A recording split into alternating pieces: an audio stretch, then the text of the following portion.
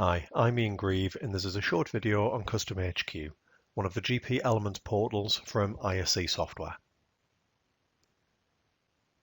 One of the key requirements behind the development of CustomerHQ was that it needed secure access. This means unlike other applications, it uses a later version of the TLS standard, so the retirement of early versions of TLS in 2020 had no impact on CustomerHQ. As you can see from the diagram, there's several components involved in CustomerHQ.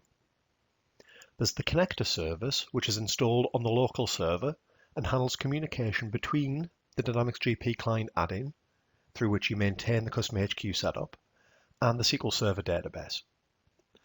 It also initiates communication out through your firewall to the Azure Relay. This means no ports need to be opened on the firewall, as all communication is initiated by the connector service.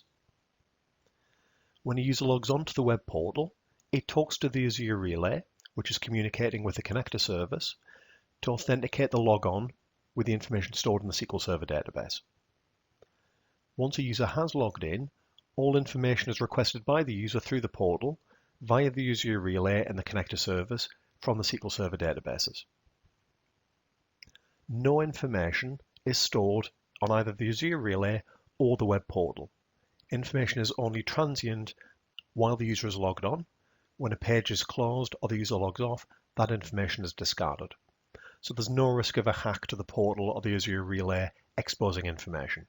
It's all stored inside your firewall on your SQL Server, and there's no open ports inward bound on the firewall for someone to attack.